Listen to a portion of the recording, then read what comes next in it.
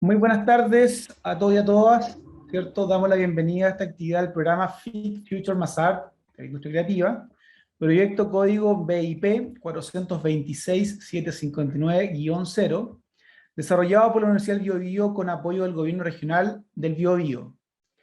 Hoy continuamos con el ciclo de coaching sugeridos por las empresas participantes en temáticas de utilidad para el crecimiento de sus proyectos. Es por esto que hoy, jueves 4 de noviembre, corresponde a nuestra segunda jornada de coaching, tecnologías digitales 2D y 3D, con Fernando Contreras Wood, diseñador de productos de la Universidad del Paraíso y máster en biónica en el Instituto Europeo de Diseño Milán, Italia. Los asistentes que deseen interactuar con preguntas y tener acceso a cámara y micrófono, por favor, aceptar el cambio a modalidad expositor. Sin más que agregar, dejamos con ustedes a nuestro invitado, Fernando Contreras Wood. Fernando. Muchas gracias. Bueno, estábamos conversando recién fuera de la grabación respecto de los componentes de la industria 4.0, ¿no? De la revolución 4.0. Entonces, Gino me comentaba sobre algunos problemas, digamos, para poder como implementar proyectos de innovación. Y yo le comentaba que esas problemáticas generalmente están asociadas al tejido social. Los proyectos de innovación generalmente topan o rebotan en las personas y también rebotan en uno mismo. Entonces yo le contaba mi experiencia con la industria maciza.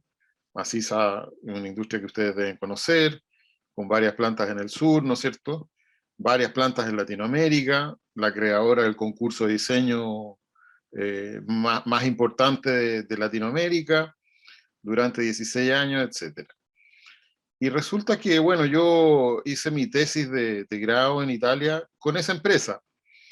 Y recuerdo que cuando presenté, digamos, el anteproyecto, asistieron a Italia los dueños, el director, gente del directorio, el gerente general, el gerente comercial, y estaban tremendamente entusiasmados con el proyecto. Bueno, el proyecto se desarrolló, llegó a buen puerto, ¿cierto? Aparecieron una serie de productos nuevos que se podían implementar en la empresa, y llegó el momento de volver a Chile. Entonces, recuerdo que un profesor que tenía yo, que se llama Giulio Ceppi, que es un teórico del diseño, me dice: Fernando, yo creo que este proyecto no es para Maciza. Entonces yo le digo: pero ¿cómo no va a ser para Maciza? Digo, Maciza es una de las empresas más grandes del mundo fabricante de tableros. No, me dijo, la inteligencia de este proyecto no es para una empresa como Maciza, va a rebotar. Entonces yo dije: no, no, no, no, no, no, y volví a Chile con mi proyecto, lo presenté, recuerdo, en una reunión donde estaba toda la empresa prácticamente, toda la jefatura de la empresa. Terminé la presentación y se escuchó un grillo así. Pri, pri, pri, pri. Nadie sabía qué hacer con el proyecto. Nadie sabía cómo implementarlo, cómo empujarlo, cómo continuar. Y el único que podía hacerlo era yo. Pero yo en esa época era muy joven y no sabía que tenía que empoderarme de ese modo. No sabía que tenía que tomar el control de esto al interior de una empresa que era gigante. Porque en realidad yo era el experto y todo el resto no lo era. Entonces, yo pienso que en la innovación siempre pasa eso, ¿no? Porque siempre se trata de algo nuevo. Entonces nadie es experto en eso. Y como nadie es experto, nadie sabe cómo hacerlo. Entonces alguien tiene que tomar esa bandera, digamos, de lucha y empujarla. Y en muchos casos ese personaje se transforma en víctima, otras veces se transforma en dueño, otras veces se transforma en accionista, etc. El caso de Jonathan Ives, con todo lo que ocurrió con Apple, ¿no? El jefe de diseño de Apple, cuando presentó la idea del iPad, ¿cierto? En un ascensor.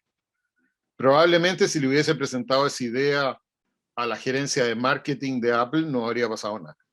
No se habría hecho.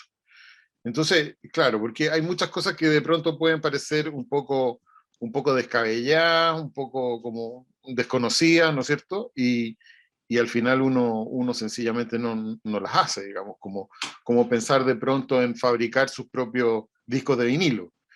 Eso que puede sonar una cosa para alguien que no está en el tema, totalmente desconocida. O sea, ¿cómo yo podría fabricar un vinilo? A mí me pasó ayer.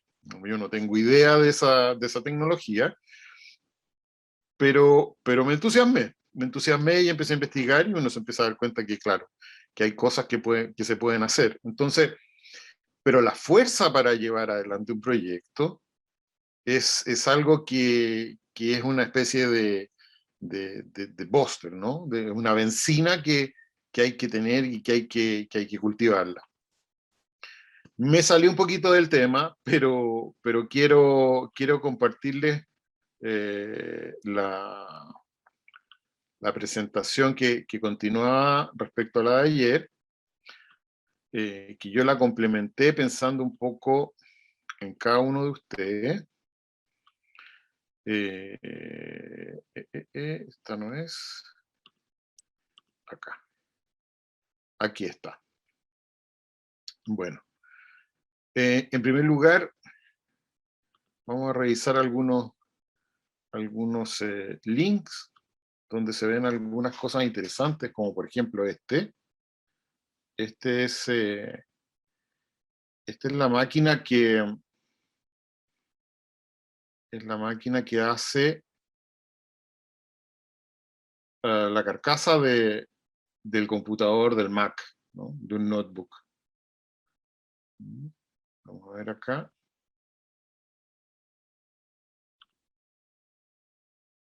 Ahí viene. Aluminum was the ideal choice for this product because it provides us thinness and lightness that we want in the portable category. La carcasa de Great un strength-weight Mac ratio. se hace a partir de una Also pieza provides us única de some aluminio. really nice options from a finishing. Y ellos parten desde Beginning una of the barra, unibody starts with a solid block esta of. barra gigante, Then we go through an extrusion hasta process. llegar a esa Just kind of lámina. like how you make like. Y una de las cosas interesantes, yo los voy a ir adelantando, para no darnos la vuelta con todo este video. Solid block down to Que finished ellos finely detailed part tuvieron que that has all the desarrollar features la that we need maquinaria para to poder walk hacerlo. and assemble the new MacBook Pro. No es que la maquinaria haya existido, o sea, ciertos If you componentes have the sí, expertise to do that machine pero correctly, la maquinaria que ellos desarrollaron para poder hacer that we todas get las it right every cavidades, single los time. grabados, y las terminaciones y los componentes de esta carcasa, es una máquina adaptada. Por ejemplo, ahí se ve un proceso de electroerosión de la superficie, donde esa textura que uno toca está hecha eléctricamente. Y esta es una máquina compuesta, ¿no? Pero siempre con las tecnologías que conversamos en el día de ayer. Es una tecnología CNC, a control numérico, ¿verdad? Pero adaptada y lleva a su máxima expresión para poder lograr este tipo de elementos. Este es el señor del que les comentaba hace un rato atrás, que era el jefe de diseño de Apple, que es el precursor o el que empujó, digamos, el iPad. Acá, por ejemplo, en este otro video, hay una maquinita.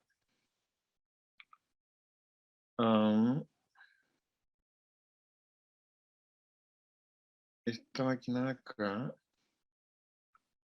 Esta. Es una máquina que corta telas. Es una máquina, en el fondo, para la industria textil, ¿verdad? Todos esos patrones que uno utiliza para construir vestidos u otros elementos digamos, de textiles, es posible desarrollarlos a través de esta tecnología o de esta máquina, que en el fondo lo que tiene es un cuchillo circular. Ese cuchillo circular es el que permite hacer estos cortes especiales, una serie de cuchillos circulares. Después, por acá tengo otra maquinita que es muy interesante y lo que hace es cortar cartón corrugado. El principio es el mismo al anterior, pero con... Ahí viene. Lo que cambia es básicamente la herramienta. El sistema es el mismo, son 3 ejes que se mueven en el espacio, pero lo que tiene adelante es como una especie de un cuchillo cartonero, ¿no? Y permite hacer ese tipo de trabajo. O sea, en el fondo, y es algo que en lo que yo he estado experimentando un poco, si uno tiene un sistema CNC de 3 ejes, prácticamente le puede agregar cualquier cosa. Un lápiz, un pincel, una goma de borrar, un crayón, tal vez una pistola con pintura, etcétera, digamos, y lograr en el fondo que esta cosa se mueva en un patrón que uno predefine, pero gracias a la herramienta que tiene, digamos, haga algo diferente. Esta maquinita de acá, esta máquina no es exactamente lo mismo, pero yo la traje porque la encontré tremendamente interesante para hacer cosas. Esta es una termoformadora de escritorio. Permite hacer volúmenes y también permite hacer como patrones para molde. Por ejemplo, si uno quisiera, qué sé yo, no sé, acá hay algunos ejemplos de jabones, ¿no? Pero uno podría hacer volúmenes de plástico, comida, en el fondo construir esta especie de relieve, ¿verdad? De blister, para poder crear un diseño, y es una maquinita chiquita, ¿verdad? Que utiliza estas láminas plásticas y por vacío, con una aspiradora, permite crear esto. Esta es una máquina que venden acá en Chile, en Home Center. No está, digamos, en las tiendas, pero sí está en el website.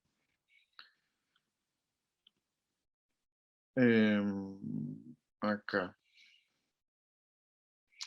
Esta máquina es una máquina que imprime metales. Se llama manufactura aditiva, ¿verdad? Y lo que hace es que va depositando partículas de metal en la superficie. Igual que una impresora o similar a lo que hace una impresora de filamento plástico. Pero además esta máquina tiene otros elementos CNC que permiten hacer trabajos diversos. Es decir, por ejemplo, no solamente deposita material metálico, sino que además es capaz de fresarlo, de pulirlo, por lo tanto puede hacer piezas de altísima complejidad en una sola máquina. Se utilizan generalmente en la industria aeronáutica, ¿verdad? Que puede pagar esta tecnología. Acá, esta es una máquina también muy interesante, que es, también se las mencioné ayer, ese no es, no sé qué hace este señor que apareció ahí, es la publicidad. Ahí. Es una máquina que corta con agua, pero es de escritorio. Es única en el mundo esta máquina. Ahí la voy a adelantar para que la podamos ver. Ahí está. Es una máquina muy pulcra, pero que permite cortar diversos materiales con unas partículas abrasivas y un chorro de agua a presión. Y es de escritorio. Estamos hablando de una máquina más o menos de unos $15.000. En este caso. Cerámica, vidrio, piedra, acero inoxidable, acero carbono. Incluso pueden cortar madera sin que la madera se dañe con el agua. Muy interesante. A ver acá qué es lo que hay. Esta es otra máquina de impresión de metales, ¿verdad? Que es más económica. Esta es una máquina que utiliza un filamento de ónix y se pueden hacer cosas durísimas. Por ejemplo, acá hicieron esta herramienta. Estamos hablando de una máquina de $10.000. También esta maquinita puede utilizar fibras de carbono mezcladas con los filamentos plásticos. Por lo tanto, se pueden hacer piezas de dureza industrial, digamos, que se pueden usar en partes y piezas de maquinaria. Si se pueden usar en partes y piezas de maquinaria, también se pueden utilizar en otra clase de cosas que requieren esos requisitos mecánicos, como por ejemplo accesorios de cierres, de ganchos, qué sé yo, dispositivos para unir partes y piezas que van a estar sujetos al roce. Acá, esto es como lo más sofisticado que viene, digamos, que ya está llegando al mundo cotidiano, que es el tema de los brazos robóticos. Lo interesante que tienen los brazos asistidos es que en el fondo uno puede tener una estación de trabajo como si tuviera varias personas con uno. Si uno tiene un producto que es en serie, digamos, puede enseñarle a este bracito a hacer las operaciones. Es muy sencillo porque básicamente él va repitiendo el movimiento que uno hace y queda con esa programación incorporada. Entonces después sencillamente lo repite. Él está armando una cajita de un iPhone, me parece, ¿no? Entonces toma todos los componentes uno por uno, los ordena y deja el producto listo. Esto yo creo que es algo muy fascinante, porque en el fondo si uno tuviese un producto cargado en una góndola, por así decirlo, ¿no es cierto? En una repisa, así como acá está este aparato donde están los papeles, ahora está levantando un catálogo, ¿no? Que va dentro de la caja. No, la tapa esa plástica que va dentro de la caja del iPhone. Si uno tuviese algo así, por ejemplo, con algún producto, sencillamente uno se manda a cambiar y se va a la playa, y el brazo robótico hace toda la pega. Entonces es como una pega así de futuro, ¿no? Es como tener una fábrica ultra futurista metida dentro de la casa. El mundo va un poco para allá, un poco a eso. ¿Por qué? Porque estas cosas bajan de precio todos los días. Por ejemplo, este seguramente es coreano, pero hay una versión china que ya está por el orden de los $12.000.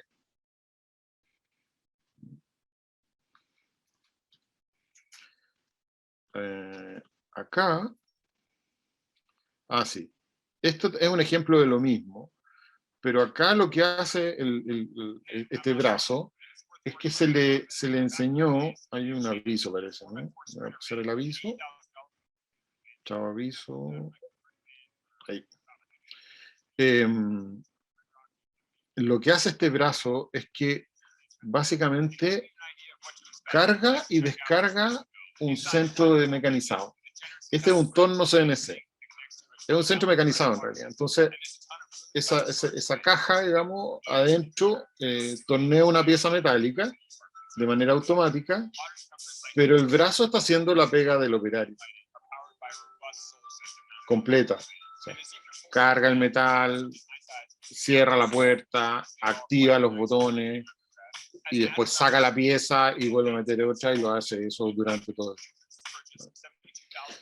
el vamos a sacar esto y no,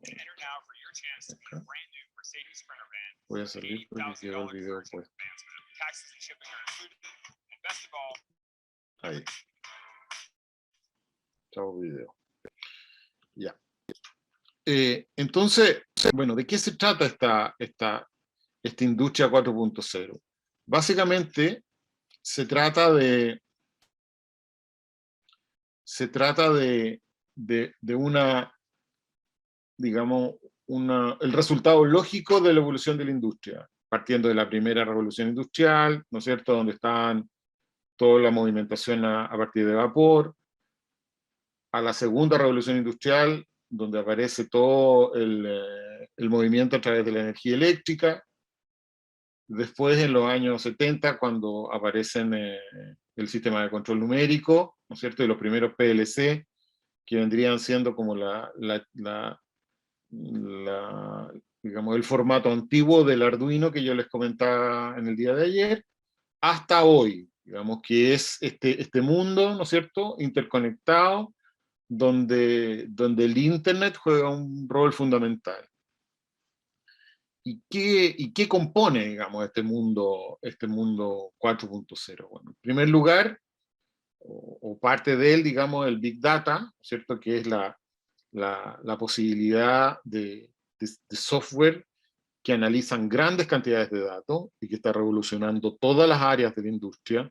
Se estima que en los próximos 10 años van a desaparecer por lo menos el 30% de algunas especialidades del área de la medicina, producto de la cruza de información que circula en la nube, ¿cierto? Porque hay mucha diagnóstico que tiene que ver con un tema estadístico. En segundo lugar, todo el tema de la simulación, es decir, yo puedo simular algo antes de hacerlo, ¿cierto? No tengo que pasar por ese proceso de tener que construirlo para ver cómo se va a comportar con todo este software que simula condiciones de trabajo. La manufactura aditiva, que es lo que acabamos de conversar, ¿no es cierto?, que se mezclan los materiales, qué sé yo, que aparece una impresora que puede imprimir metales. Cuando la impresora imprime plástico y además empieza a imprimir metales y piedras, ¿verdad? Y tenemos impresoras que hacen tejido orgánico, que hacen comida. Prácticamente lo que está ocurriendo es que es el albor de poder hacer algo en otro lado sin tener que tener una planta industrial en otro lugar. Toda la cadena de suministro comienza a transformarse en una cosa etérea de la nube. El tema de la ciberseguridad, por supuesto, por el intercambio de archivos y las fugas de datos. El uso de la nube como el lugar donde se deposita la información. Realmente el problema de la nube, o sea, la importancia de la nube es tremendo. Yo el otro día recibí un aviso, que es una cosa bien extraña, porque era un proveedor de Apple que comunicaba que iba a dejar de ser proveedor de la nube de Apple. No tendría por qué haberle llegado a un usuario final, pero sin embargo llegó. Yo pienso que es porque hubo una fuga de datos, hubo una fuga de clave hace algunas semanas o tal vez un mes. Entonces, todo este tema de la información puesta en el aire, el Internet de las cosas. Ayer conversábamos, yo les mostraba algunos sensores, ¿no es cierto?, de temperatura, de presión, que ya comienzan a llegar al mundo objetual, maceteros que saben cuándo tienen que entregar el agua, qué sé yo, vidrios que saben cuándo tienen que limpiarse, casas que saben cuándo tienen que subir o bajar la luz, etc. La intensidad de la luz. Es decir, el objeto que siente, finalmente, y que siente que además es capaz de comunicárselo a un humano a través del Internet, ¿no es cierto? Y finalmente puede llegar un aviso a tu dispositivo móvil de algo que está haciendo sentido en tu negocio, en tu automóvil, en tu casa, donde sea. La robótica, que lo acabamos de ver. La integración digital, que vendría siendo uno de las grandes brechas de este mundo. Conversábamos hace un ratito atrás con Gino de la problemática de la digitalización de la información, ¿cierto?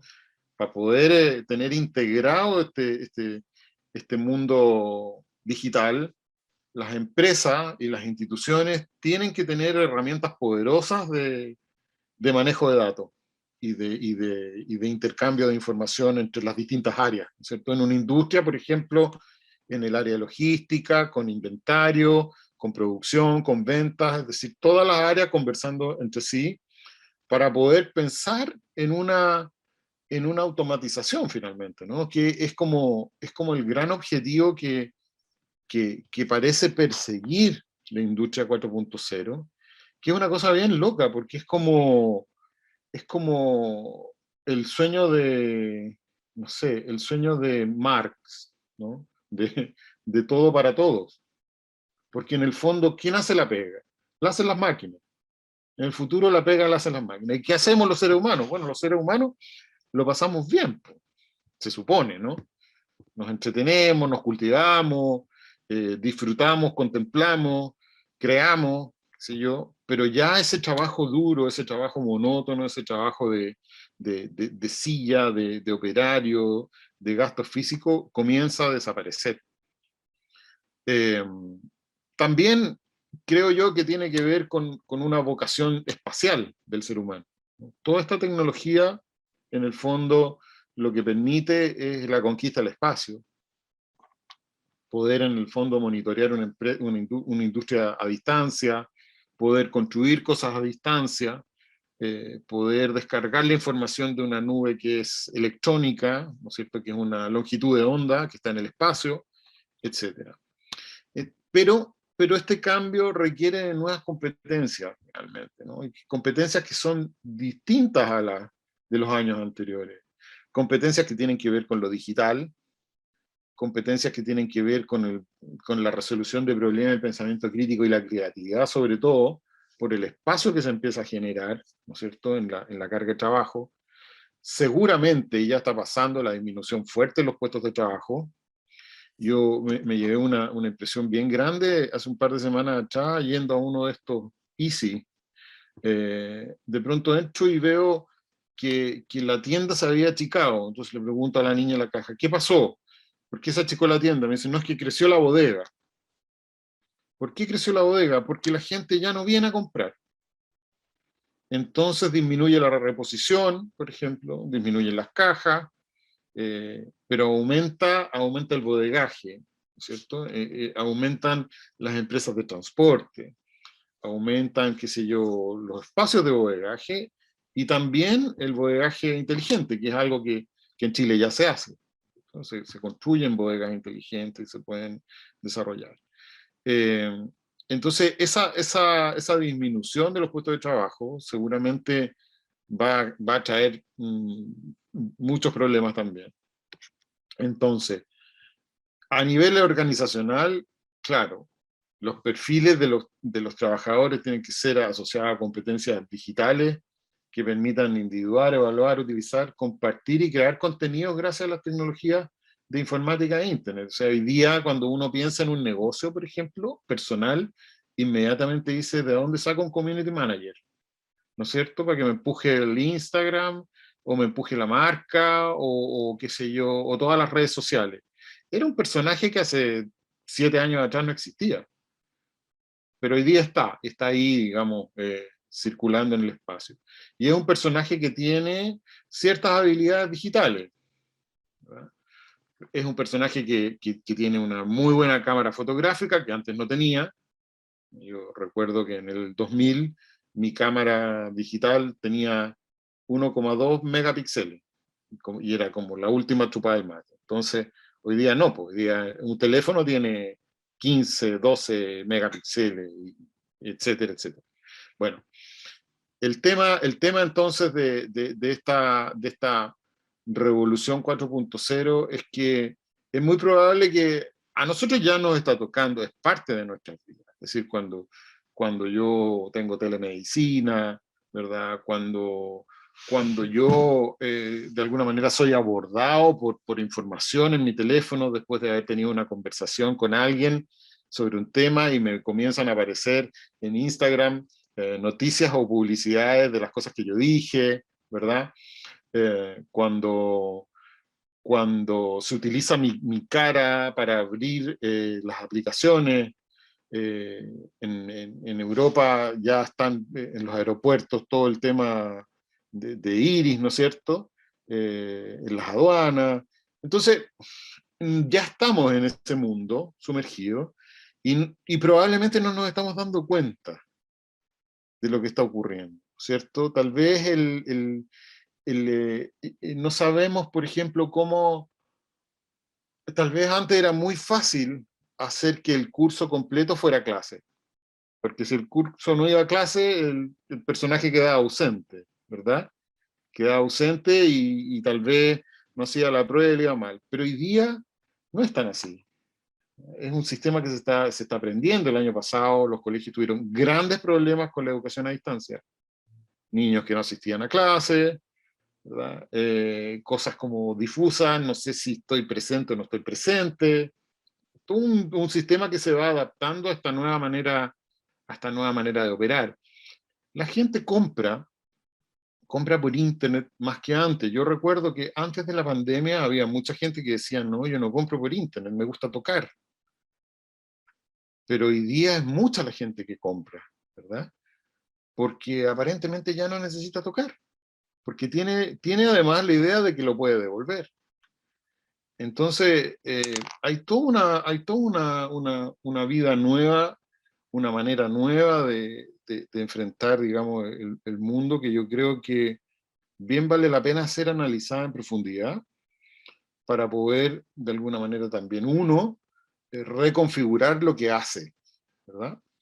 Por ejemplo, acá hay una imagen del MAID, que es un centro que se creó en Milán, que es un centro que se dedica como a investigar esto, ¿no? Investigar estas tecnologías 4.0 y traspasarlas a la industria de manera muy concreta.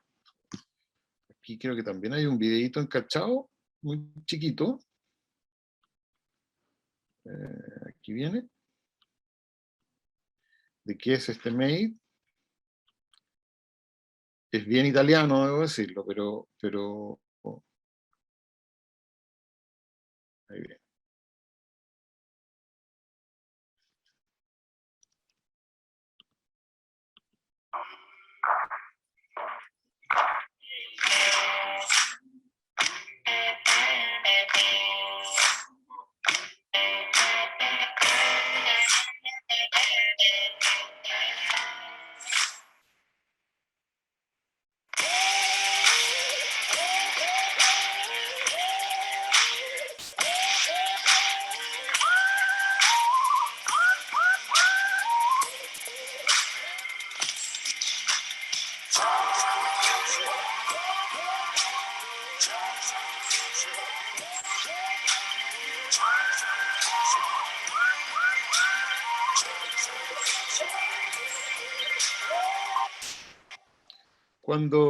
Cuando apareció el concepto de la industria 4.0 en Alemania, el 2011 fue eso, en Hannover, en la feria, básicamente el planteamiento era que la industria 4.0 de alguna manera iba como a salvar el planeta, porque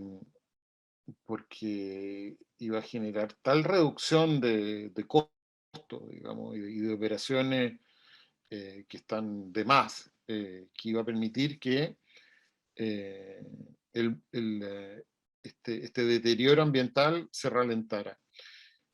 Y se creó un grupo de trabajo donde me parece que estaba la empresa Bosch y algunas otras instituciones alemanas. Y estuvieron trabajando durante varios años, hasta que lograron como instaurar dentro de la Comunidad Europea esta vocación europea de la industria 4.0. Entonces los países compiten por entrar a ese grupo, ¿no? Y desarrollan acciones concretas para poder llevar a sus empresas a ese nivel. Y este centro que está ahí en Milán cumple esa labor. Entonces, llegan las empresas, las pymes, ¿verdad? Con sus problemáticas, con sus aspiraciones, y este centro le da ciertas herramientas como para poder orientarlos y tratar de llevarlos hacia ese mundo. En el fondo sería un poco lo que estamos conversando nosotros, pero de una manera más sofisticada. Es un centro financiado por la industria italiana, por la gran industria italiana. Pero es el camino, finalmente, que están adoptando los países y que seguramente nos va a llegar a nosotros en el corto plazo. Ok. Bueno. Yo hice mi tarea y estuve investigando un poco sobre temas específicos, ¿no? Esto que estamos viendo acá es una tecnología asociada al mundo de la joya, que permite hacer cosas bastante sofisticadas y complejas, ¿no? En geometría. Uno podría, a ver, voy a sacar esto de acá, por ahí, ya, ahí está mejor.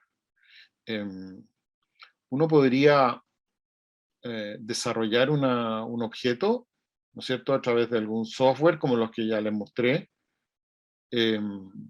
y luego de eso, desarrollar en una de estas impresoras con resina líquida, como la que está acá en pantalla, como la que yo tengo acá atrás, que les mostré ayer, un molde, ¿verdad? Esto de color que está aquí violeta y rojo arriba, son moldes de cera. Con esos moldes se puede hacer una matriz de, digamos una matriz de yeso perdido, una matriz perdida, y después por fundición se pueden lograr estas piezas. En este caso yo no estoy seguro si es plata o aluminio, pero ese es digamos, es una manera de lograr piezas metálicas con esta tecnología. También es posible cambiar esta resina y no usar resina de fusión, sino que usar otro tipo de resinas que son posibles de utilizar con estas tecnologías líquidas y obtener productos finales. Es decir, por ejemplo, si en el caso de Keka, si ella quisiera hacer un accesorio que tiene un componente plástico, que no necesariamente es visible, tal vez en la montadura de una pieza de madera, ¿cierto? Un elemento plástico que permite unir dos capas de madera, tal vez lo podría desarrollar con esta tecnología perfectamente, con una inversión baja económica, pero alta de tiempo.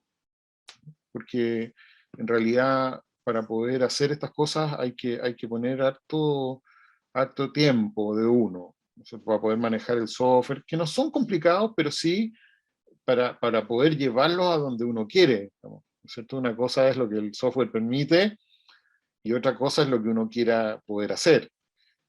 Hasta dónde quiero llevar una forma y de qué manera el software y la tecnología que tengo me permite llegar a ese punto.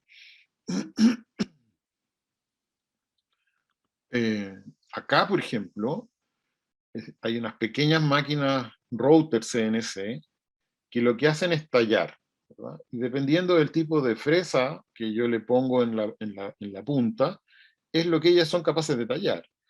Podría tallar madera, podría tallar plástico, podría tallar piedra, ¿verdad? Podría tallar metales, algunos metales blandos con estas maquinarias.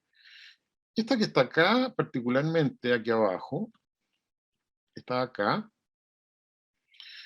tiene un tercer elemento que es este pequeño torno.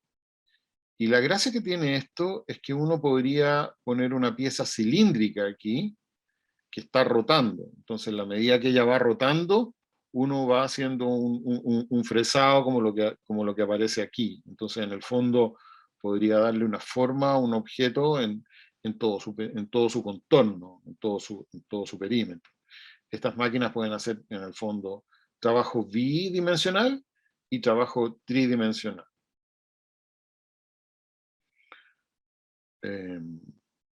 Sigo. Acá hay dos máquinas muy interesantes. Esta verde es una máquina alemana que es muy pequeñita. Estamos hablando de una máquina que no mide más de 50 centímetros, 60 centímetros tal vez. Es decir, es una maquinita de escritorio. Y es un microtorno que puede ser a control numérico o no a control numérico, es decir, manual o clásico, digamos, o con control numérico. Pero es interesante porque permite hacer cosas muy pequeñas, con muchísima precisión. Es una máquina de altísima calidad, que la venden en Chile. En Chile hay un representante de esta marca, Traxon. Es muy interesante. Y esta otra que está acá, que tengo el link y les voy a mostrar, porque lo tengo porque también es muy interesante, también es una máquina pequeña, Pero la gracia que tiene es que tiene una base, digamos, esta base, acá está, que es una base rotatoria. Es una máquina china. Ahí la persona le está poniendo aquí está la china que nos quiere vender la máquina, su fresa, ¿no es cierto? Seguramente la está calibrando, qué sé yo. Tiene este aparato azul que tiene acá, es un lubricante que permite lubricar las piezas, los materiales metálicos, porque si no se genera demasiada temperatura. Y entonces la máquina opera, como vemos, en 4 ejes en el fondo, ¿cierto? Porque tiene el eje Z, que sube y baja, el X que se mueve en un sentido, el Y que se mueve en el otro, y finalmente esta cama donde está apoyado este cilindro de aluminio que rota. Vamos a ver cómo lo gira.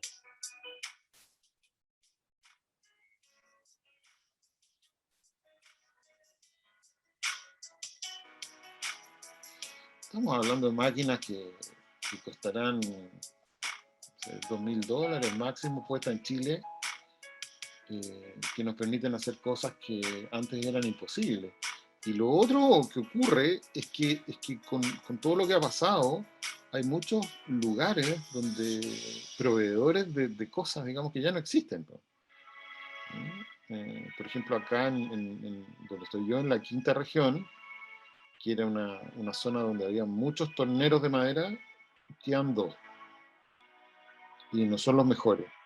Entonces, hay muchas cosas que uno si le interesan este tipo de manufacturas, puede hacerlas hoy día con maquinaria, ¿no? Propia. Y de manera bastante exacta, ¿no? Ahora voy a acelerar un poquito. No voy a mantener, ¿no? Pero, bueno, esa es un poco la idea de esta maquinita.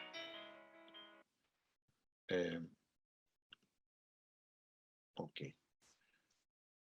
Después, respecto de la tecnología y el interiorismo, ¿eh? Yo ayer había una persona, se llama, no me acuerdo exactamente, pero aquí la tengo anotada ella, Carla, ¿no? Carla, ¿o no? Carla Zúñiga. Bueno, pero sobre el tema del interiorismo y cómo utilizar la tecnología para poder como encontrar un negocio dentro de ese mundo. Esta es una empresa que se llama Silografía Milano. Y es interesante porque ellos son bien innovadores en el desarrollo de cosas, ¿no? Esto, por ejemplo, vendría siendo como un gabinete aéreo, no sé cómo llamarlo, un gabinete de techo.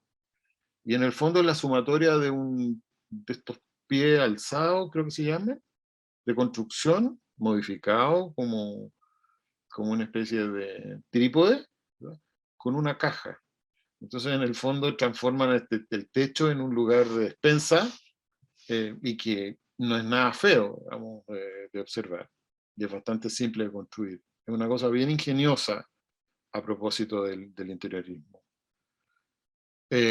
Una posibilidad que nos da la tecnología en el negocio del interiorismo es desarrollar materiales.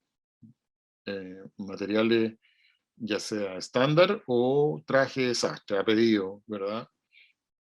Prácticamente todas las oficinas de arquitectura hoy día trabajan con estos software paramétricos.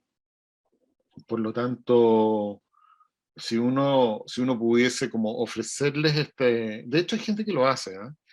Ofrecerles este servicio de puedo hacer cosas complejas en 3 dimensiones, probablemente tendría bastante aceptación.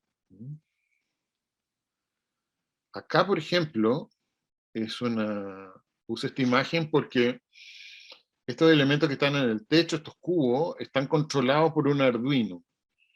Si uno maneja o tiene con quién contactarse para desarrollar esta tecnología, podría, por ejemplo, hacer de su proyecto de interiorismo o ofrecerle a una oficina de arquitectura y diseño que hace proyectos de interiorismo soluciones que hoy día no están al alcance de ellos.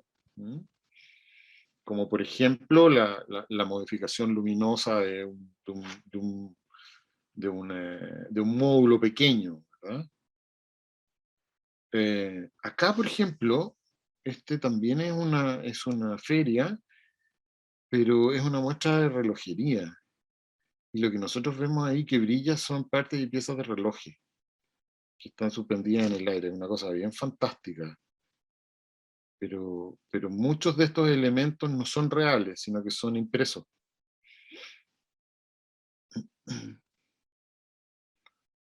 Esto también tiene algunas zonas impresas y otras simplemente flectadas. Acá tengo el sitio de silografía, Milano, que es esta empresa de alta tecnología que hace interiorismo, ¿no?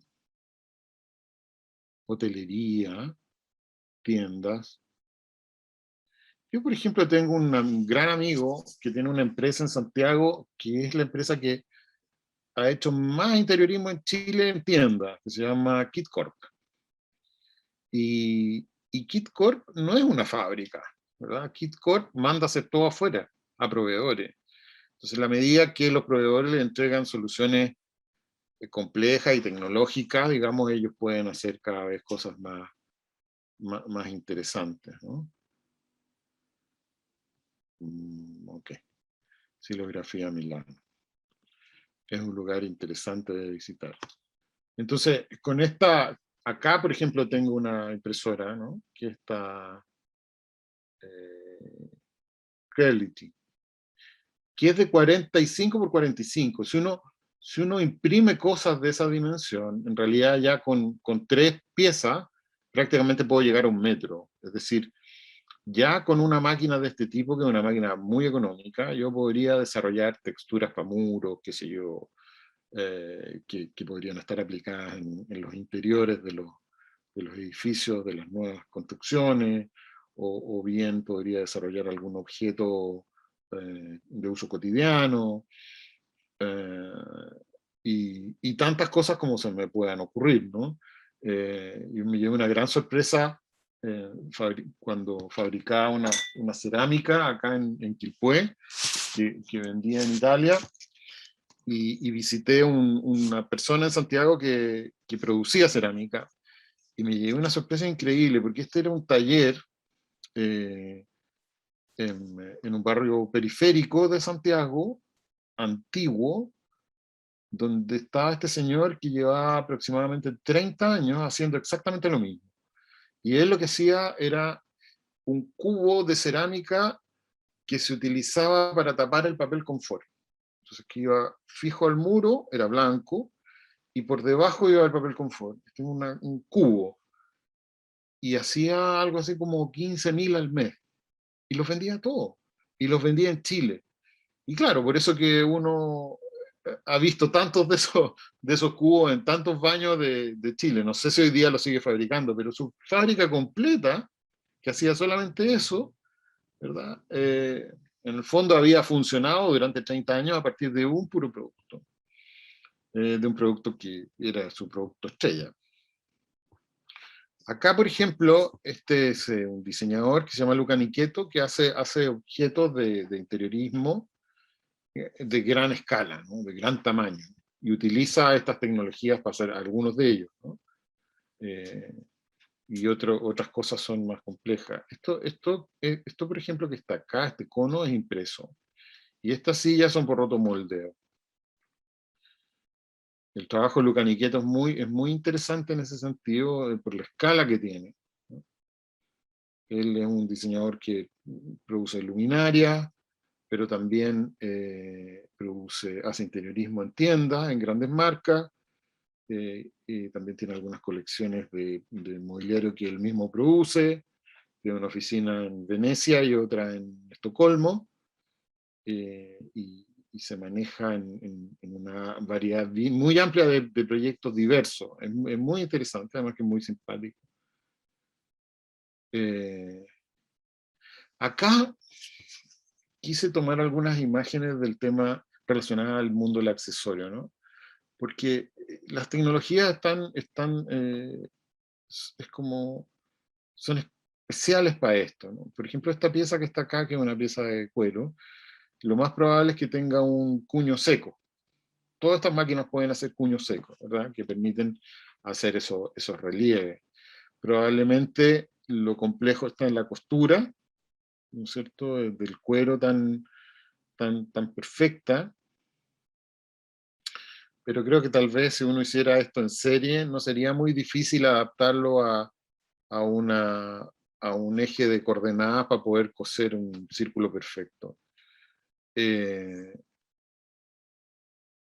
Acá, por ejemplo, estas piezas, que son de la marca Mandarina Duck, son piezas plásticas.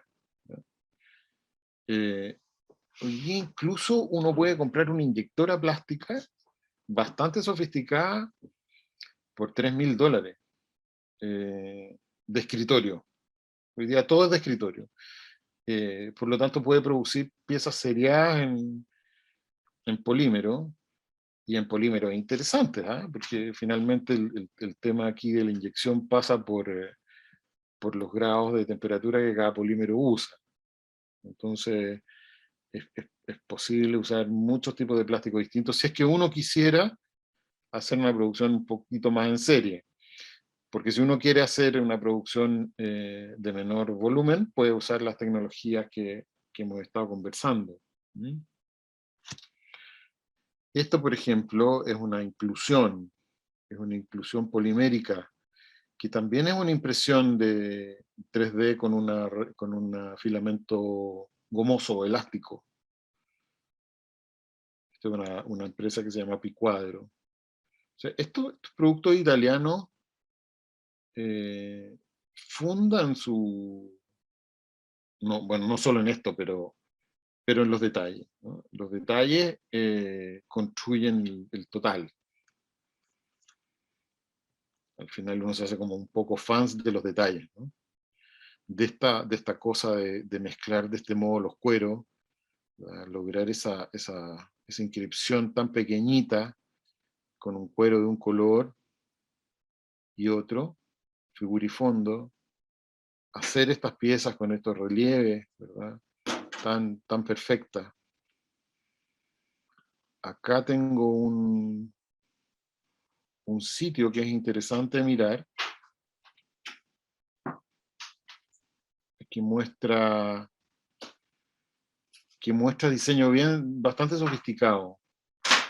Pensaba en los productos, en los pañuelos que vimos ayer, ¿no? Los pañuelos de seda pintada, de pronto, claro, tal vez el lenguaje formal de los accesorios no es tan expresivo como la pintura que tienen, ¿verdad? Tal vez es mucho más neutro, es mucho más silencioso, más discreto. Su función tal vez no es competir con la comunicación que tiene la superficie de la seda. Son cosas más simples. Entonces, lo interesante acá es ver un poco cómo los usos de los colores, de pronto, ¿no es cierto?, de los materiales, los sobrerelieves, ¿verdad?, las mezclas las paletas de colores. En general son objetos cuya forma es producto de la función que cumple, es algo muy Dieter Rams.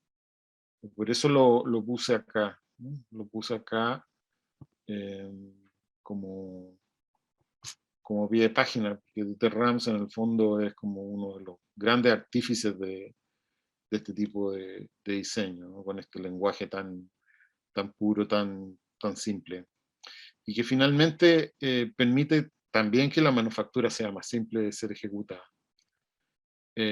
Bueno, en el caso, ¿no es cierto?, de los accesorios, ya se los había dicho antes en realidad, la misma tecnología es factible de ser utilizada. Yo, una de las cosas que que pensé en plantearle, si ustedes quieren, es dejarle mi... No, falta una cosita. Antes de pasar allá. ¿Dónde estás?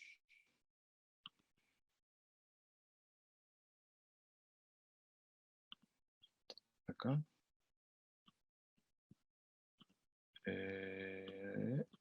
No. Bueno, acá está Dieter Rams, ¿no? Con todo lo que hizo Ellen Brown. Con esta simpleza en su diseño como lenguaje formal. Su mundo zen, ¿no? Dieter Rams hablaba de esto de podar el bonsai, de que el diseño era una operación de poda para que un micro pajarito pudiese volar por ese escenario. Me falta un sitio que no sé dónde lo puse. Ah, lo borré. Que era lo del vinilo. Ya, pero ya lo voy a buscar. Dejar de compartir pantalla. Ok, entonces, una de las cosas que yo les quería proponer es que ustedes con todas, yo les voy a dejar o les voy a hacer llegar a través de Jimena mis coordenadas para que ustedes, si tienen la intención de hacer un proyecto tecnológico, no tengan ningún reparo en contactarme. Yo los puedo ayudar a desarrollar sus proyectos tecnológicos en función de cosas más concretas, ¿cierto? De desarrollos más concretos. Esa es una cosa que quería dejarle. Y lo otro que borré la página, Gustavo, tenía la página porque encontré probablemente tú lo conoces, ¿no? Este señor que inventó este tocadisco que graba, ¿no? Japonés. No, no lo conozco. Mira, dame un segundo, porque fue realmente un descubrimiento. Creo que, como decía alguien por ahí, no se puede componer con la ventana abierta, porque alguien hace lo que uno quiere hacer, siempre. Dame un segundo, lo voy a encontrar. Voy a ir por acá. Acá está. Acá está. Ese es uno. Acá está.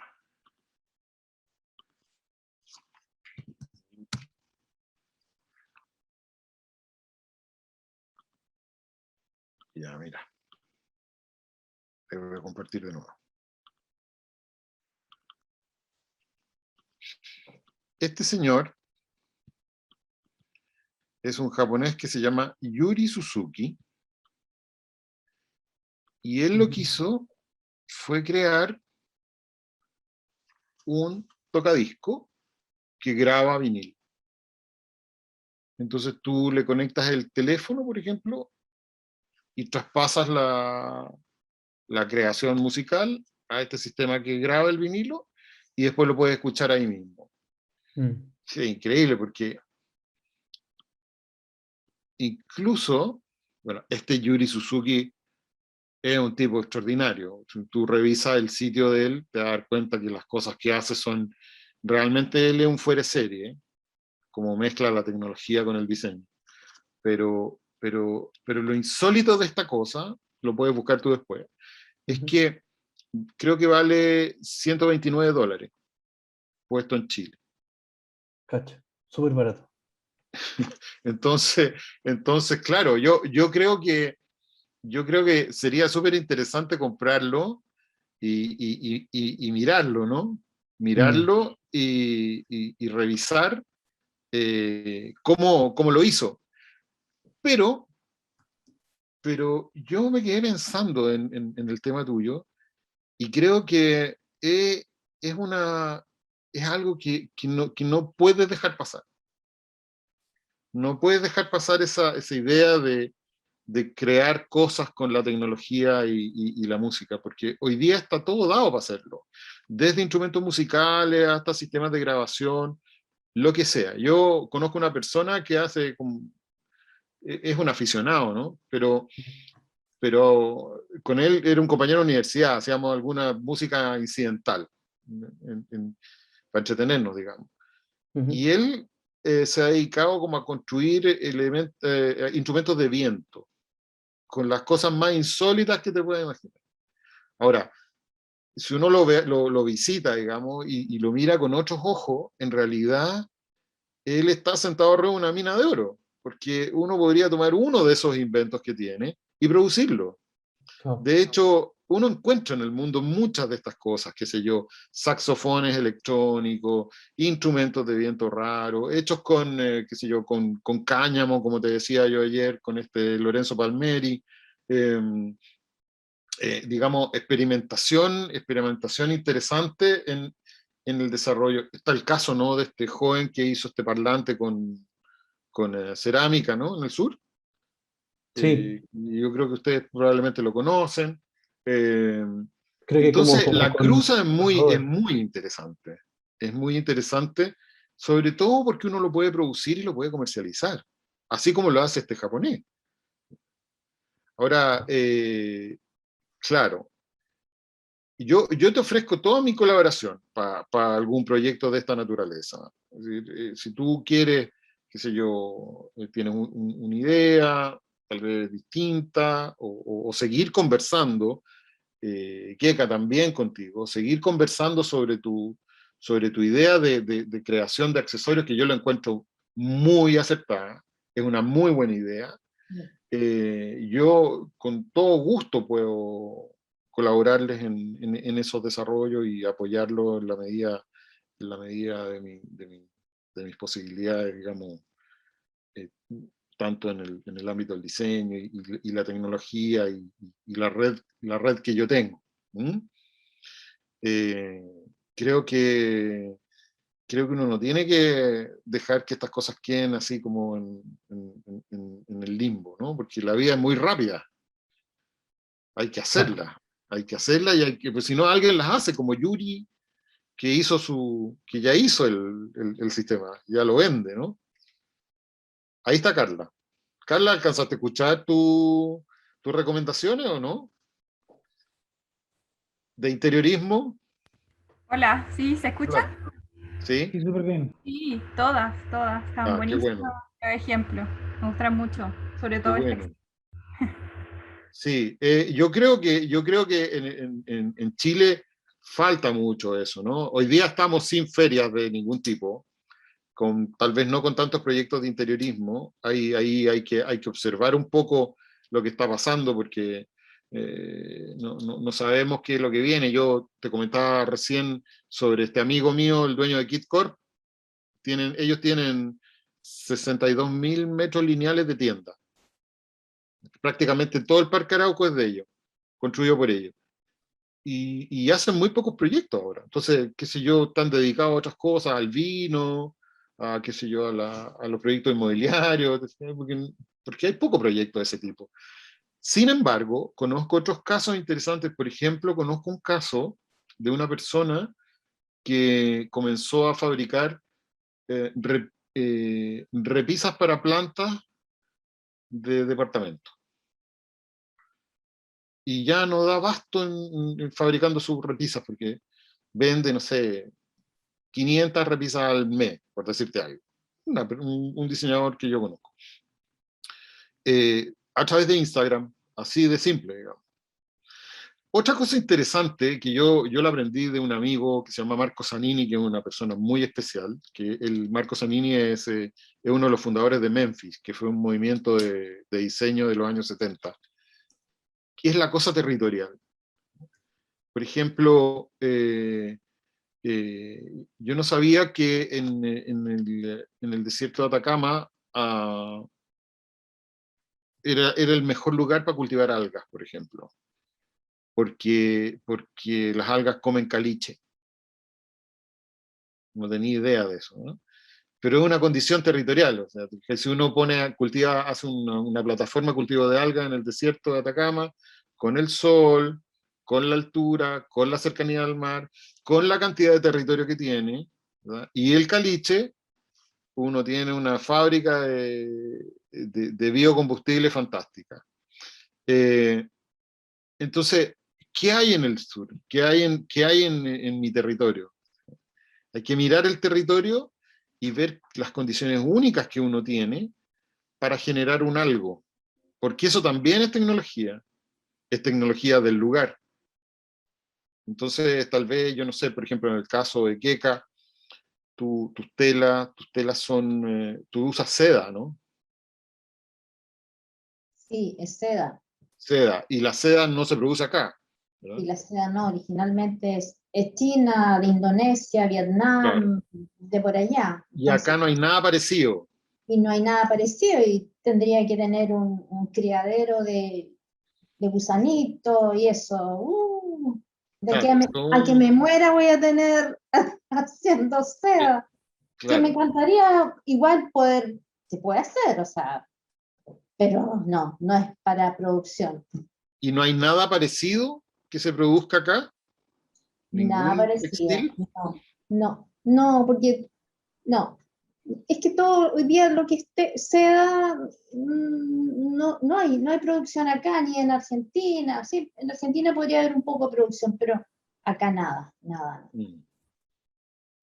Entonces, Yo- lo he yo- pensado como, no lo tengo acá, no lo tengo yo en mi territorio. Claro, pero Sería lo que- en tu territorio tienes, por ejemplo, tal vez cosas que tienen que ver con el discurso, ¿no? Sí, Con la temática. sí. Tal vez tienes la posibilidad, no sé qué utilizas para pintar, qué tipo de material.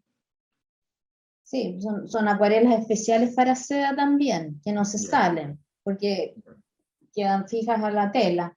Claro. Entonces mm, tampoco se hacen acá. Tampoco puedo fabricarlas, porque yo ¿Tú he fabricado. conoces una tinta. aplicación ¿Mm? que detecta el pantón de un lugar? No, Eso, por ejemplo, es interesante, porque ya. tú, por ejemplo, sales a caminar, miras tu entorno y de pronto ves una imagen que tiene una cierta paleta de colores y esta Una aplicación gama, me la claro. voy y te la da, ¿te fijas? Entonces tú podés, por ejemplo, lograr que tu trabajo tenga una paleta de colores específica y queda como seteada incluso por GPS en la aplicación. Es una cosa bien interesante Ah, de, ya. de, de mezclar de pronto el territorio a través de esta tecnología con tu paleta de colores, por ejemplo. Aquí Me lo voy a anotar acá para enviártelo, ¿ya? sí, muy interesante. Bueno, por ese lado del color es lo propio de mi entorno, porque como te digo, materialidad y propia acá no tengo. No es Pero, por como la ejemplo, en el griega, tema, como las Keka, arcillas. en el tema de los accesorios, ahí se abre el panorama. De todas maneras, por eso Que tienes quise, madera, ¿no es cierto? por eso me interesó mucho esto, porque claro, yo tengo el pañuelo, bueno, aquí tengo un pañuelo, te fijas, un pañuelo, pero es solo, claro, pero es solo. Y si yo quiero darle fijación, ¿cierto? De alguna manera, si alguien se lo quiere poner aquí, acá, necesito esta pieza Mm. y tengo que hacerla. O sea, Me podría ser parece un súper punto de partida, Keka. Yo la otra vez me llevé una tremenda sorpresa porque fui a una barraca que casi no existen, ¿no? Las barracas ya como que desaparecieron. Pero encontré una acá en Concón. Yo estoy ubicado en Reñaca. Entonces encontré acá una en Concón y me di cuenta que este señor tenía no sé cuánto habrá sido, unos 20 metros cúbicos de alerce. Entonces le digo, ¿y ese alerce cuánto vale? Entonces me dice, mira, me tenéis que comprar todo lo que tengo, porque no vendo por menos de 20 metros cúbicos. Ya, dije, pero además te lo entrego en 3 meses. ¿Por qué me lo entrego en 3 meses si lo tienes ahí? No, porque tengo que pedirle permiso a la CONAF. Y la CONAF va a venir y me va a certificar y después va a ir a tu taller a ver qué hiciste con el Alerce y te va a dar un certificado. Entonces, claro, uno podría, entonces nadie quiere comprar Alerce, me dijo. Pero yo lo pensé al revés, yo dije, chuta, toda esa pega es un certificado de origen que es muy valioso. Claro. Entonces, vender un objeto, un pequeño objeto que tiene una pieza de Alerce recuperado tal vez, puede ser algo muy valioso. Si uno, Sí. si uno sabe contar la historia, digamos. Entonces, y eso es parte de lo territorial de pronto. Hay otra cosa que es de ya, el picollo. El picollo. Sí, es maravilloso. Yo tengo una pieza acá que por ahí nació esto. Mira, mientras hables, lo voy a ir a buscar Dale, y te lo voy a mostrar. eso. Voy y Ya. vuelvo. Gustavo, ¿qué te parece nuestro amigo japonés? Estaba viendo, no, en verdad es lo que se necesita. Acá en Chile no hay fábrica, o sea, hay una fábrica de vinilo, pero hacen la fábrica de prensado, pero solamente hacen el máster en serio cuando ya tienen el test pressing. El test pressing no lo hacen en Chile, lo hacen en Estados Unidos o lo mandan a hacer a Argentina. ¿Ese es de Y aluminio? no lo sé, parece que es Yo creo que es de... aluminio porque estuve revisando el proceso y en el fondo el proceso prensado requiere que el máster sea inverso, o sea, el calco, Claro, claro. Pero por cara parece y que es cara, ¿no una, es cierto? claro, parece que es una placa de metal. Es una Creo que placa metal con relieve. Ahora, claro. las tecnologías, por ejemplo, de STL, te dan ese tamaño de micras, qué sé yo, de cosas muy pequeñas, pero lo difícil es producir el máster, Claro, claro, ese es el... porque finalmente este gallo, yo revisé el gallo de Santiago, y lo que hizo él fue comprar el cabezal. Entonces ese Claro. cabezal conectado electrónicamente genera la vibración y raya cualquier plástico. Mm. Entonces es algo que sí se puede hacer, digamos. ¿No?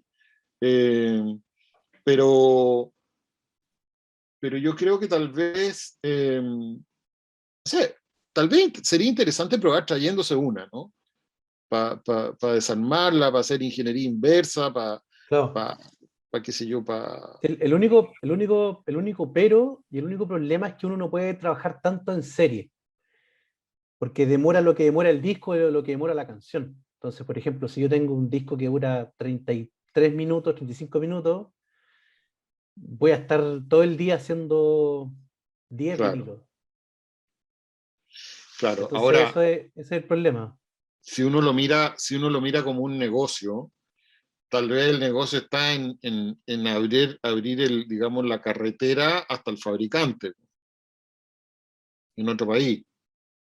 Claro, o sea, el problema es que hay tiendas, nosotros hemos fabricado vinilos en otros lados, pero es muy caro. Y nosotros, donde nos sale más barato fabricar vinilos acá en Latinoamérica es en Argentina. En Argentina. Mm. Pero los argentinos no tienen un buen proceso de calidad. Nosotros hemos mandado a fabricar vinilos, de los 500 vinilos, 100 vienen malos. Pasa que de repente nosotros en Estados Unidos, o incluso en México, o en Suiza, hacemos los 500 vinilos vienen buenos. Pero los argentinos no fabrican muy bien, tienen un proceso de ¿Tú calidad me, bien tú me malo. podrías compartir el sitio de los alemanes? Ujú. Lo voy a buscar y te lo envío. Eso, para poder echarle una mirada, porque claro, en el fondo la tecnología es la música es una vibración, genera una vibración en este elemento que se mueve en dos ejes, ¿verdad? Pero de manera concéntrica. En realidad está fijo, pero vibrando. Y de manera concéntrica porque el sistema está girando. Entonces va creando un surco, pero que Ujú. finalmente tiene dos posiciones en el espacio y es un surco en V. Fin de la historia, ¿cierto? El Ujú. tema es cómo replicar eso y también, digamos, claro, si uno quiere como hacer una producción en serie. Ahora, ¿qué es una producción mínima en serie? ¿100 unidades? ¿200? ¿500? 300, 500. más o menos. Acá en Chile hay una fábrica que la tiene el Diego Ili. El Diego Ili es un ingeniero y productor bien conocido, como que es productor de Los Tetas y otros artistas más. Y él se trajo una máquina, pero tiene solamente la máquina, o sea, la máquina para hacer el vinilo. O sea, él pone la bola de vinilo, pone la etiqueta, la galleta, ¿Ya? se prensa, Sí, se corta lo que sobra y aparece correcto. la No, vinilo. no produce el máster. No produce el máster, pero creo que lo más complejo es el test pressing, la placa metálica, y creo que ese test lo manda a hacer a Estados Unidos, y por eso se demora tanto. Por ejemplo, él pide, uno puede mandar a fabricar acá en Chile, eh, no es tan caro, pero se demora como 6-7 meses entregarte vinilos, 150 vinilos, ¿cachai? Es mucho tiempo. Ahora, de dónde surge tu idea de hacerlo? De que es una necesidad, la venta de vinilos ahora en el mundo ha crecido exponencialmente. O sea, la gente está comprando muchos vinilos. Se vende más que el CD, más que el cassette. O sea, el cassette es algo que volvió hace un tiempo, es como casi un fetiche. Es como un merchandising, no es algo que sea como de tanto uso, pero el vinilo se vende mucho, y lo divertido de esto es que uno ahora puede comprar tornamesas por 50 lucas en cualquier tienda. Uno va al Jumbo, al Santa Isabel, y compra tornamesas de 50, 40 lucas. No son muy buenas, pero es súper accesible. Entonces, cada vez la venta de vinilo ya se va masificando, y es un negocio. O sea, acá en Chile no hay fábrica. O sea, está esta fábrica, pero creo que falta una empresa que, por lo menos en el sur de Chile, que se puedan hacer cosas. Y especialmente Concepción, que yo estoy acá, donde muchos músicos quieren fabricar discos. Mira, por darte un ejemplo, hacer 500 CDs, 500 CDs, que es el mínimo que te sirve ahora para hacer en la única fábrica que hay en Chile, que se llama Laserdisc, sale como 1.600.000. Fabricar ¿Ya? 500 discos, con caja, a toda raja y todo eso. A mandar a hacer 150 vinilos sale como 1.300.000 con esta fábrica de acá en Chile. Pero se demoran como 6 meses en entregarte. Entonces de repente los músicos dicen, prefiero gastarme 1.300.000, 1.200.000 en fabricar 150 vinilos, que tiene mucha más onda, es mucho más bacán, que gastarme casi más de 1.500.000 en 500 discos, que voy a vender, ¿cuántos? 100, 200 con suerte, y el resto van a estar metidos en una caja bajo la cama. Porque la venta de discos no es muy buena ahora, todo el streaming lo pasó por arriba. Es ¿Y, una y realidad. el, y el cuál es el precio de venta de un vinilo? Vinilo así nuevo, digamos, de un Nuevo, grupo nuevo. Mm. 30 lucas, 25.000 pesos. El más barato lo puedes vender a 15 lucas, 18. Uno usado te cuesta 10 lucas.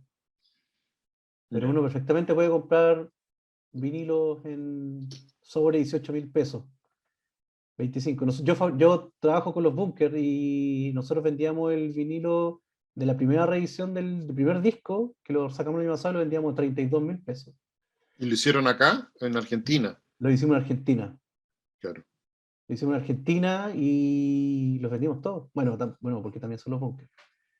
Pero es negocio, y de hecho para los artistas más chicos también. Y los artistas más chicos lo bueno es que también pueden hacer, como no tienen tantos discos, pueden fabricar 7 pulgadas. Entonces pueden tener dos canciones, una canción por lado, y vender como el formato single. Y eso sale más barato, obviamente. Y el resto es papelería, imprenta. Eso se puede hacer en cualquier parte de Chile. Estoy pensando que tal vez, Voy a hacer una fábrica de vinilo. es que, ¿sabes que hay una empresa en Alemania que se llama Hugh Engraving que hace las texturas de los tableros de melamina? hay una melamina que se llama poro sincrónico, que el dibujo, el bajo relieve que tiene, porque el tablero tiene la madera prensada, digamos, la lámina de papel, que en realidad es una melamina, es una lámina plástica, ¿no es cierto? Y que cuando el plato la aplasta, le hace un bajo relieve. Y ese bajo relieve, en este caso se llama poro sincrónico porque calza con el dibujo, más o menos. Entonces da la sensación de que es una madera más natural que el que no tiene poro sincrónico.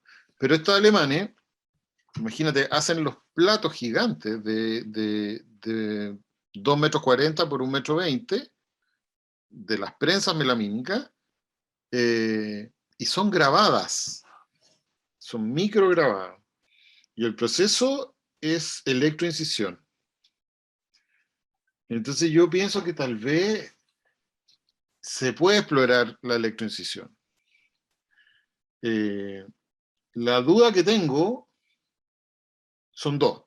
Una es que la electroincisión no deja un canal en V. Lo más probable es que deje un canal como un cuadrado, digamos, como un rectángulo, pero es algo que hay que chequearlo. Y lo otro es cómo pasas, digamos, la música a la vibración, Claro. cómo la transformas, ¿no es cierto? Pero yo me imagino que es un pulso, o varios pulsos, pero finalmente es una onda dibujada, creo yo. No sé cuál es la física del tema. Yo pienso que es una onda dibujada, que está, digamos, concéntrica, Claro. que después, cuando tú la repites el camino, produce el efecto inverso. Pero tú tienes más de un sonido ahí, Sí, pues. ¿cierto? Tú no tienes un zumbido, tienes una serie de instrumentos y una voz, y etc. Entonces, Claro. esa física la desconozco. ¿Tú la Claro, es conoces? que no, tampoco. No Yo sé creo que hay cómo que se estudiarla. transmite. Que hay que estudiar esa física para poder, digamos, imaginar un modo tal vez diverso o cómo poder hacerlo con la tecnología buena, porque lo lógico, lo corto, digamos, es comprarse una máquina, Claro. ¿no es Pero cierto? creo que esa máquina igual. O sea, es que me pasa que hay que ver, por ejemplo, este tipo que está en Santiago, que es del disco Lo-Fi, es un personaje que tiene una máquina súper precaria, se nota. Tiene algo súper así, muy mecánico, muy precario. Es como un taller así de un maestro muy, muy precario y cortan No, cualquier plástico. claro, pues sí lo vimos porque en el fondo él lo que tiene, lo que compró es el cabezal que tiene una marca que aparece ahí, yo lo busqué. Y hay equipos más nuevos y hay varias generaciones, ¿no es cierto? Y en el fondo es un cabezal que produce que digamos está activado por la melodía y produce esta vibración, ¿verdad? Al girar el plato va dejando el surco. Y por su propio peso y la condición del vinilo, que el material que él pone se llama Pi. Ahí, Ya. ese blanco se llama Pi, el nombre comercial, digamos. Y, y por su propio peso le va dejando una línea, ¿no es cierto? Y el pulso hace que esta cosa vibre. Pero lo interesante es saber cómo las pistas, ¿no?, se transforman en este surco. Claro. Porque yo creo que lo que él tiene se puede sofisticar, por supuesto. No sé si, bueno, y el estampado es más fácil todavía. Si el tema es tener el máster, pero el Claro. máster es la forma inversa. ¿Por qué te digo que el estampado es fácil? Porque en el fondo es una resina plástica que está estampada por presión, ¿no es cierto?, y temperatura, y que toma la forma del máster, que es la Claro. forma inversa. Eso es algo que uno lo podría hacer, digamos. Eh, pero el tema es producir el máster. Mm. Ahí está el quid del asunto. Pero yo creo que sería interesante, por ejemplo, traerse la maquinita del japonés y mirarla cómo está hecha, investigar más en el tema. Este es un proyecto que requiere investigación. requiere harta investigación y multidisciplina. Sí. Qué sé yo, tal Sí. vez un técnico en sonido puede ser, y armar un equipo de trabajo. Es un clásico proyecto Corfo. Sí. No, sí, es entretenido el proyecto. Y creo que si se logra hacer, imagínate tener la primera máquina de vinilo fabricada y lista para ser usada acá en el sur de Chile. Lo encuentro fantástico porque además es una zona de música, ¿no? A propósito de la territorialidad, Claro. la música se da en Concepción. Lo que no sé, por ejemplo, si uno está como prensando plástico, cosas así, tienen que haber como ciertas normas también de cosas de fábrica que se necesitan tal vez, no sé, como espacialidad en lugar de tener un galpón, o tal vez eliminar ciertos tóxicos, o un simple plástico que se va cortando nomás, no sé cómo No, funciona no, eso. mira, yo lo que vi es que es una línea de plástico extruida, ¿verdad? Sale por una boquilla, ¿cierto? El plástico, esa resina llega en forma de pellet, partícula, Ujú. entra a un cono que tiene temperatura que lo calienta, ¿cierto? Empieza a escurrir, y después viene un cilindro que empuja y va saliendo un extruido largo, así como un chorizo, como un fideo, y llega a un plato que está girando. Entonces el plato lo enrolla así, ¿no es cierto? Como un bizcocho. Ujú. Y esa masa se aplasta. De hecho, por ejemplo, si tú tienes un disco, un vinilo que está deforme y lo sometes a temperatura, lo puedes enderezar. Pero Ah, si sobrepasas la temperatura, vuelves a la masa original. Pierde el surco, pierde todo y se transforma en una bola de vinilo, ¿cierto? claro. De vinil. Entonces, eh, no hay aquí un tema, diría yo, muy tóxico asociado, ¿eh? Ahora, el PAI es polietileno de alto impacto. Es lo que se usa para hacer las contrapuertas de los refrigeradores. Ah, Es el mismo material, que puede ser brillante o puede ser opaco. Hay de colores también, hay transparentes, etc. Pero teniendo uno una maquinita para hacer surco, se le puede meter cualquier cosa adentro, hay que probarlo. Tal vez puede ser un plástico recuperado, eso sería fantástico, ¿no? mm. Un plástico Voy a, reciclado, qué sé yo. voy a investigar qué se puede hacer. Oye, O sea, ¿Mm? disculpen que lo interrumpa. Para ir cerrando un poco, ¿cierto? En virtud del tiempo, ya estamos un poquito pasados. Me gustaría saber si es que alguien tiene alguna pregunta. Además, igual sería interesante que Gustavo, ¿cierto?, quedara en contacto con Fernando. De hecho, Fernando, cualquier tipo de información que deseen entregarte, ¿cierto?, viceversa, nosotros vamos a canalizar esa información y te la podemos hacer llegar sin ningún problema. Ya. Entonces me gustaría si es que Carla, Gustavo o Keka tienen alguna última pregunta para poder, ¿cierto?, cerrar un poco y dar los agradecimientos que corresponden a Fernando. Yo estoy ok. Voy a investigar nomás sobre lo que hablamos lo del vinilo nomás. Yo también voy a investigar, Gustavo, y te voy a contactar. Bacán. Carla, ¿alguna pregunta?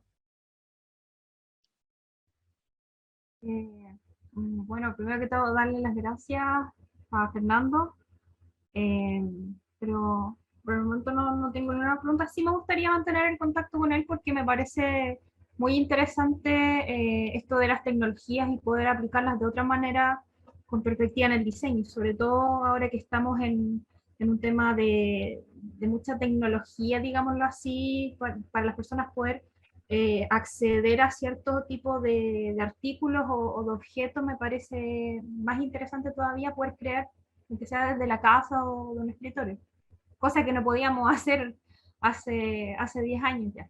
Entonces, Claro. me gustaría mantener contacto con él. Sería Perfecto. Encantado, Carla. muchas gracias. ¿Qué Bueno, cada? sí, yo igual, sí. Preguntas no, quedé muy, muy ávida así de tecnología, y que de verdad estoy hace tiempo con esta idea, y darle las gracias, Fernando, y estar en contacto, porque todos los datos y contactos. Mira, aquí encontré el picollo. Claro. ¿Ese picollo es una resina o es una madera? Es una resina, ¿verdad? La resina de la araucaria. Es Mm, como la parte entre el tronco y la rama. De ahí sale esto. Fija, mira, ahí está. Entonces, claro, mira, aquí tengo un pañuelo. claro. Bueno, es el accesorio para poder sujetarlo. ¿Te fijas? Ahí está. Claro, ahora yo pienso que tal vez en términos de, de transformación de la pieza, yo creo que lo tuyo debiera ser una router CNC chiquitita para partir. Son máquinas bastante económicas. Pero podemos seguir conversándolo De todas maneras, sí. por mail, por WhatsApp, como sea. Yo les voy a compartir todos mis datos, ¿no es cierto? Correo y teléfono, para que me Sí, pongan ahí en su WhatsApp y seguimos conectados hasta el infinito y más allá. hasta el infinito y más allá. Muchas gracias, Fernando. Bueno, entonces, cierto, en nombre del equipo Future Mass Art, me gustaría agradecer a Fernando por compartir una mirada y, bueno, su conocimiento como diseñador. Además, comentar que hoy día es importante sentirse parte de esta revolución tecnológica y no necesariamente hay que ser diseñador para proponer ideas, ¿cierto?, apoyado en las tecnologías digitales convencionales y avanzadas. ¿Algo más que decir, Fernando, para desconectarnos y nuevamente agradecer, ¿cierto? Agradecerle a ustedes la participación y reiterarles que sigamos conectados porque estamos en una sociedad que es así ahora, ¿no? Por supuesto. De amores virtuales. Todo es así. Nadie se conoce, pero se conoce, ¿cierto? Exactamente. Entonces podemos seguir perfectamente sin ningún problema contactado y intercambiando ideas, ¿no? Probablemente me pegue un salto a Concepción en los próximos días, tal vez podríamos reunirnos también. ¿Mm? Bacán. Súper. Entonces nos despedimos, nos desconectamos. Hasta una próxima Chao, oportunidad. chao, Muchas gracias. Que estén muy Chao, bien. gracias. chao, Gracias, chao, Chao, Nino. chao. Chao a Chao. todos. Chao, Carla. Chao, Chao. Kika. Chao, Gustavo. Adiós. Chao, Chao, Fernando. Nino, Gracias. gracias. Chao, chao. Chao.